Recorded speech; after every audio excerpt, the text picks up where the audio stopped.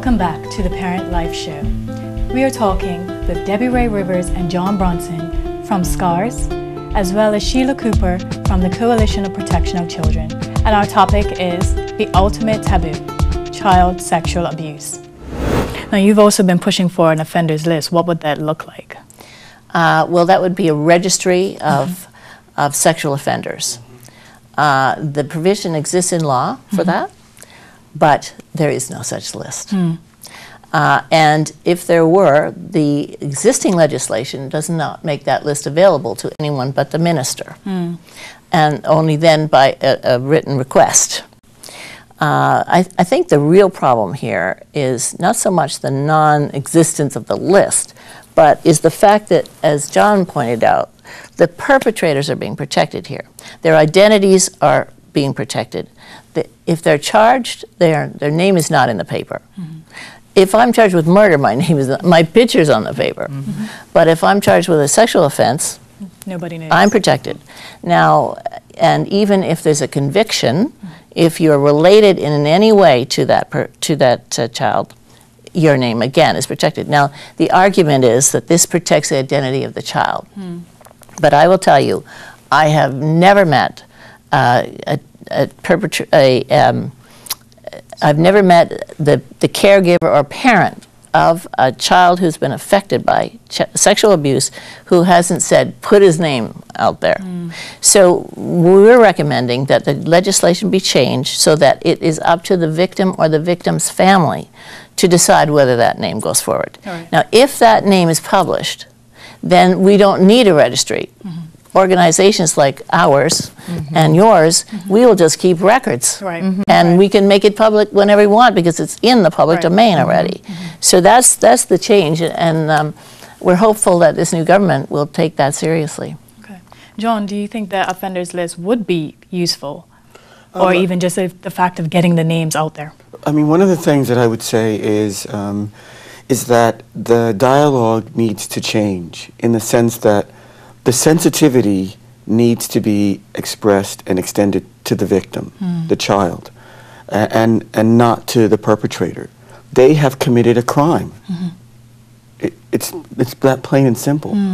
And I think where we need to move with this in terms of the sex offenders list is I do think there needs to be a public registry in whatever form it may take, whether the names are published or there is a registry that's maintained by either Child and Family Services, the police, the Coalition for the Protection of Children, or SCARS. There needs to be a central point that takes place. But what I would also say is that with reference to revealing the name of the perpetrator, I think from the media perspective, what can be done as well, in addition to what Sheila has already espoused, is that when there is an offender that is charged or convicted, you don't have to provide detail of who they offended. Basically, what the public needs to know is that that individual is a convicted pedophile, sex offender. End of story. And who their victims are is really irrelevant to the offense that was committed. And I think in that way, you do ensure that the victim is able to recover and process the issue in their own time. Each victim processes the information, the trauma, in a different way. And when their trauma and offense is, if they're willing to express it, it has to be on their own time. And they have to be in a position in their journey from victim to survivor to be able to confront and address that issue publicly, because otherwise it can be just as traumatic dealing with the trauma as well as the publicity of the trauma that was inflicted on them. Now let me ask you, do you think that offenders can be rehabilitated?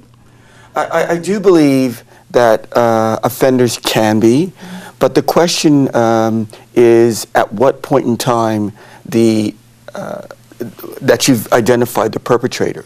For example, we know that the typical sex offender can be a male. We know that the typical sex offender can be a female.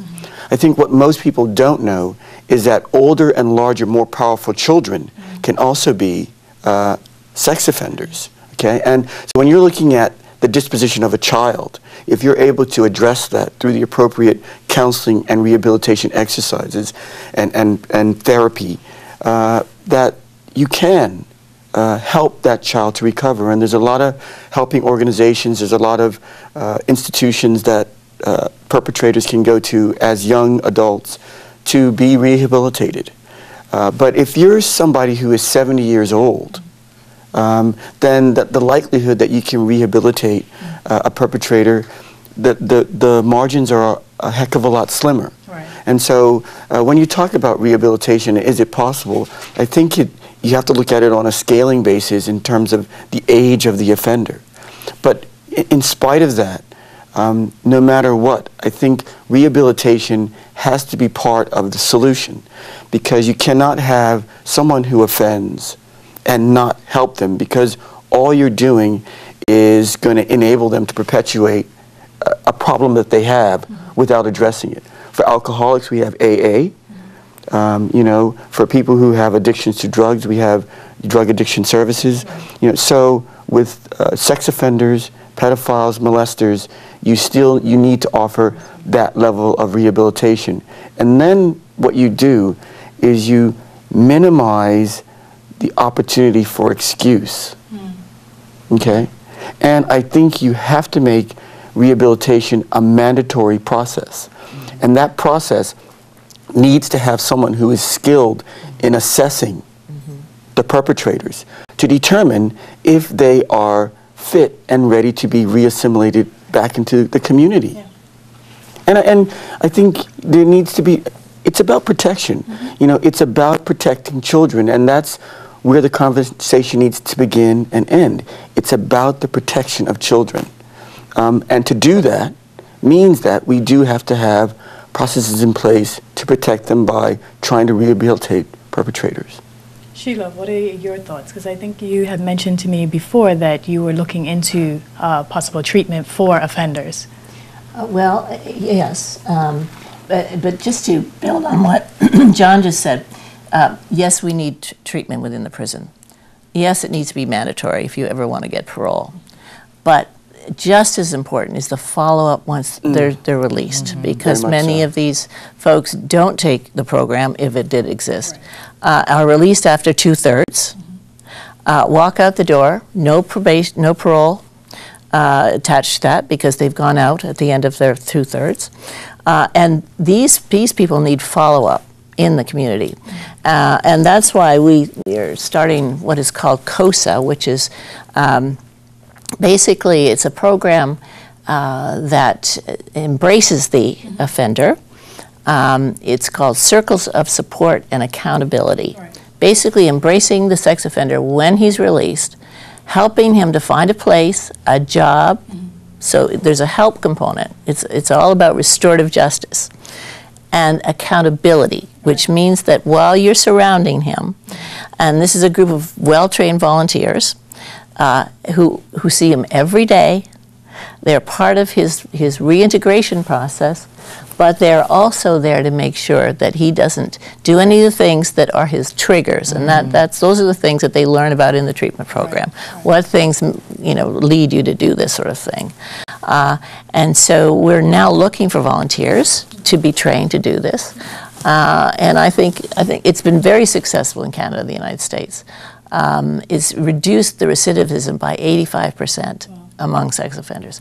So we're hopeful it might be something we can do. Debbie and John, tell us very quickly about your monthly trainings that you have with SCARS. Okay, so basically we have a program called the Stewards of Children. And the Stewards of Children is a program which trains individuals in how to prevent, recognize, and react responsibly to the issue of child sexual abuse. And it builds on four tools, which speaks to consciousness, personal power, relentless compassion, and choice. Right. Choice is the second option. And those are four principles that that it focuses on. And those four principles basically say, you know, consciousness means you have to be aware that this issue exists, and that also your intentions for actions, which means if we say that it's an adult's responsibility to protect children, then we need to do the things, our actions need to support that. But with this issue of child sexual abuse, I don't think anyone that we've spoken with would disagree that it's an adult's responsibility.